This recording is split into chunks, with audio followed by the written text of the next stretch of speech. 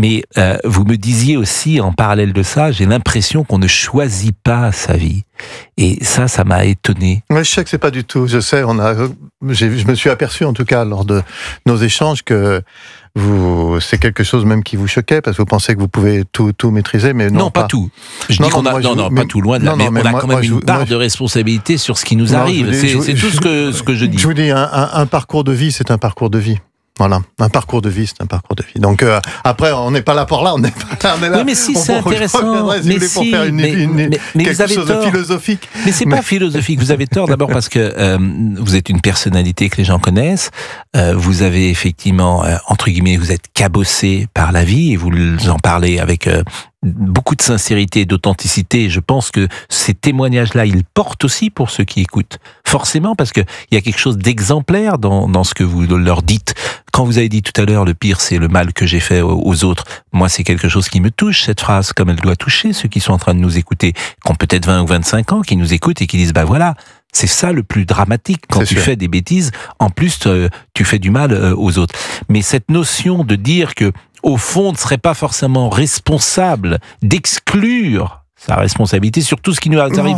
Je sais bien que lorsque vous avez un accident, vous n'êtes pas forcément responsable de la voiture qui a foncé sur vous, bien sûr. C'est pas dans Pascal, moi j'ai assumé toutes mes condamnations, j'ai assumé toutes les peines, aussi lourdes qu'elles puissent être, et je me suis tout tapé jusqu'au bout.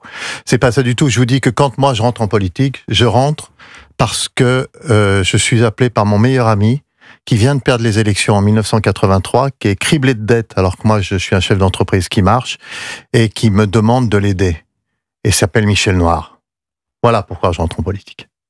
Donc, quand je vous dis qu'on ne pilote pas, si vous avez une fibre, si vous avez des sentiments, si vous êtes quelqu'un, voilà, vous ne laissez pas. J'ai cette phrase, l'amitié c'est ça. L'amitié c'est d'aider les gens. Voilà, celui qui n'est plus ton ami ne l'a jamais été. Voilà, c'est cette phrase-là, moi. Et Michel était criblé de dettes. Il avait perdu les élections de 83. Il se faisait massacrer, laminé partout. Et je me rappelle tout à fait de cet entretien qui était chez lui à la Croix-Rousse. Croix-Rousse étant un quartier de Lyon, dans son pigeonnier. Et il m'a dit, Pierre, voilà, je suis tout seul. Est-ce que tu peux m'aider? C'est mon ami, j'y vais. Voilà, j'y vais. Je vous le dis aujourd'hui, droit dans les yeux, c'est une connerie. J'ai fait une connerie, j'ai perdu l'ami et je suis allé en tôle. Voilà, donc c'est une connerie. C'est une connerie. Il a été élu maire de Lyon, enfin voilà, on a levé beaucoup d'espoir, peu importe. Mais je vous dis, c'est une connerie. Et pour ça, souvent les gens disent, si c'était à refaire, tu referais la même chose? Les gens, je vous dis oui. Alors moi, je peux vous garantir que non. Je ne referai pas la même chose. Voilà. Bon, il est 11h36. Écoutons Gérald Darmanin, parce que on n'a pas évoqué l'actualité. C'est ce que je vous ai dit, Pascal. Mais c'est de ma faute. Oui. Et ça, c'est mon problème quand je suis intéressé par des digressions. Oui. Géraldine commence à me connaître. Mais franchement, c'est passionnant de vous écouter. Donc, revenons quand même à l'actualité. Gérald Darmanin, ministre de la Justice, il était invité ce matin de Sonia Mabrouk sur CNews et sur Europe 1. Et il est revenu sur Salah Abdeslam. Il y avait des soupçons qu'il soit père.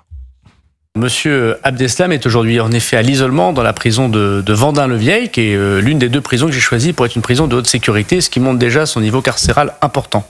Il s'est marié religieusement au téléphone. Il n'a pas pu se marier dans une cérémonie, voilà. Donc pas de contact. Donc c'est pas un mariage reconnu par la République, que les Français qui nous écoutent l'entendent.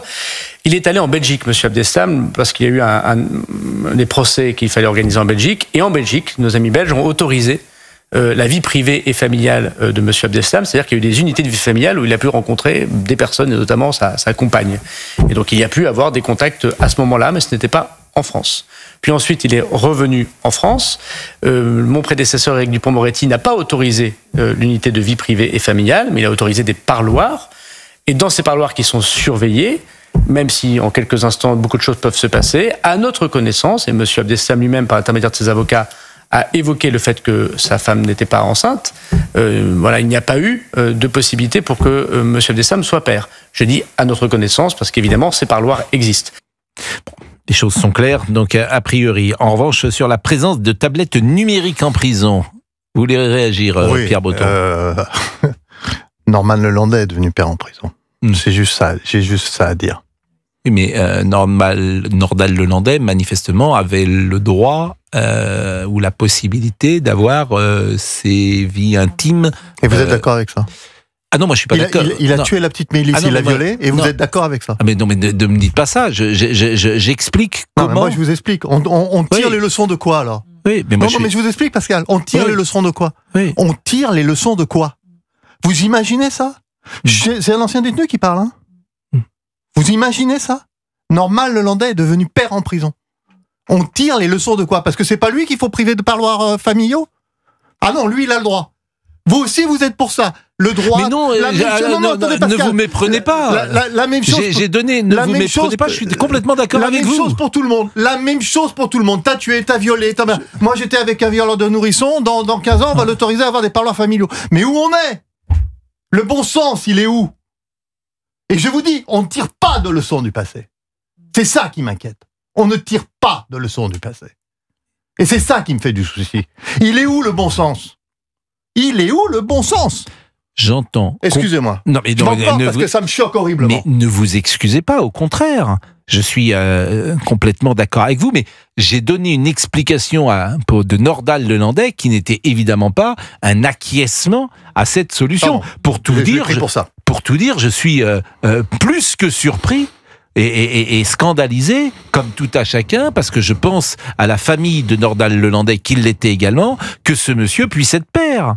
Effectivement, il n'y a pas d'ambiguïté là-dessus. Et il faut lui serrer aussi la vis. Mais bien, oui, lui bien aussi, sûr. il faut lui. Non, mais c'est important parce que je vais expliquer. Quand les gens voient ça, quand vos auditeurs ils voient ça, ils vont penser que tous les détenus sont pareils. Non, moi je vous dis, il y a des détenus qui méritent d'avoir des parloirs familiaux. Il y a des détenus qui méritent de voir leurs enfants. Il y a des mérites qui méritent de voir leurs épouses. Mais quand les gens ils voient que ce qu'on accepte à Normandie, allez, hop, tout le monde dans le même sac. Vous avez raison. Vous avez évidemment raison et ça ne souffre d'aucune ambiguïté. Alors je voudrais qu'on écoute Gérald Darmanin sur la présence de tablettes numériques. Ces tablettes numériques, évidemment, n'étaient pas la bonne solution. 126 millions d'euros au moment où il manque tant d'argent, y compris pour construire des places de prison, y compris pour aider nos agents pénitentiaires à bien fonctionner, y compris d'ailleurs pour retirer la surpopulation carcérale, parce que je n'oublie pas non plus qu'il y a 4000 personnes qui dorment sur des matelas par terre. Vous parlez de démagogie, mais vous comprenez que ça nourrit la compréhension. Mais c'est pour ça que je l'ai... Vous savez, vous allez faire un audit. Je découvre le ministère de la Justice. J'ai suspendu cet équipement de tablettes. Effectivement, vous avez dit 60 millions ont déjà été équipés. On va arrêter cela et cet argent sera bien utilisé ailleurs. Bon, je pense qu'il n'y a pas besoin de réagir beaucoup là-dessus parce qu'on va tous être d'accord. En revanche, je veux vous entendre sur les prisons pour les narcotrafiquants. Parce que si on veut lutter contre le narcotrafic, effectivement, il faut qu'on en ait les moyens. Donc écoutons Monsieur Darmanin et vous me dites ce que vous en pensez. Je sais que le régime que je propose est très difficile. Attendez, vous savez qu'il limite les libertés. Bien sûr. Vous venez de le dire. Les libertés individuelles des détenus. Ça veut dire que dans ce régime-là, ça veut dire quoi? Donc notre intérêt général prime pour vous sur le droit et les libertés fondamentales de ces individus prisonniers. Alors, ces personnes continueront à avoir des repas, d'être dans leurs cellules individualisées. Il n'y a pas d'acte de torture. Voilà, c'est ce que j'allais vous dire. Mais ce sont des gens très dangereux, capables de passer à l'acte et d'assassiner des fonctionnaires de l'État. Et de continuer leur point de deal. Et est-ce que c'est normal, quand on est dans une prison à Marseille, de pouvoir continuer à commander des assassinats de gamins de 14 ans ou de toucher des sommes? Ce que je vois encore aujourd'hui, il y a quelqu'un qui a 30 appartements à Dubaï aujourd'hui, il est en prison, qu'on a effectivement, et qui touche cet argent. Effectivement, tout ça me paraît là aussi invraisemblable. Alors, est-ce que vous souscrivez à la volonté de Gérald Darmanin de mettre des prisons de haute sécurité, au fond, de rassembler tous les narcotrafiquants dans le même espace et pourquoi pas même de créer un parquet anti-criminalité? Alors, en règle générale, je trouve que le nouveau garde des Sceaux, il fait. Il va sur le terrain, il choisit lui, il a visité les 4 prisons, il fait. Ça doit leur changer à la pénitentiaire. Mais je vais vous poser des questions. Vous avez le nom d'un responsable de l'évasion de Mohamed Hamra? Vous avez un responsable des soins au visage à la prison de Seyss? Vous avez un responsable du nom pour les tablettes? Du mec qui a appliqué les tablettes? Proposition de l'administration financière. Donc, Gérald Darmanin veut tout changer radicalement. Il soutient beaucoup les surveillants et moi aussi je les soutiens parce que c'est un travail très difficile. Mais il est en train de s'apercevoir quelque chose que je dis depuis très souvent, que j'ai dit d'ailleurs sur votre antenne. Les surveillants sont de la chair à canon. On les envoie au casse-pipe. Et c'est une administration qui les envoie au casse-pipe. Alors je pose des questions. Il n'y a pas de responsable? C'est-à-dire que pour les soins, par exemple, au visage, ce que vous voulez dire, c'est qu'il y a bien quelqu'un qui a donné son aval. Est-ce le directeur de la prison? C'est qui d'ailleurs dans ces cas-là? Dans le Sans doute le fonctionnement directeur de la prison, le SPIP, j'en sais rien. Bon, et vous pensez que ce directeur de la prison, il n'est pas sanctionné en interne, qu'il n'y a pas une sorte de commission disciplinaire qui puisse... Bon, ça, vous n'en savez rien. Peut-être que ça se fait, mais ça se fait peut-être pas je sais, parce que... devant les caméras. Je pense que Gérald Darmanin, pour le connaître un petit peu, je pense qu'il veut sans doute savoir qui est responsable de ça et régler en interne, mais pas ne pas jeter le nom de cette personne en public. Je pense que ça peut se passer à l'abri du public. Allez, je vous laisse aux espoirs. Bah, écoutez, je n'imagine pas que Gérald Darmanin, par exemple sur Mohamed Amra, c'est encore différent. Parce qu'il faut pouvoir comprendre pourquoi il y a eu cette évasion, il y a une enquête qui est en place, etc. Mais là, sur une chose aussi simple que le soin esthétique, je pense qu'il y a quelqu'un qui a pris, comme on dit, une soufflante. Autrement, ça n'y rien. Je ne vais pas m'opposer à vous sur tous les sujets. Oui. Mais Mohamed Amra, il n'avait pas été identifié comme détenu dangereux. Mais alors, qu'est-ce que vous voulez dire? Il n'avait pas été identifié. Donc, qu'est-ce que vous voulez dire? Il y a de la corruption? Il y a une faille. Mais alors, voilà, sur Mohamed Amra, je ne vais pas raconter, je ne vais pas refaire exactement tout de suite, sur votre antenne, tout de suite, j'ai dit, attention, il y a quelque chose, il y a une organisation terrible derrière, parce que je sais comment ça se passe, des frères.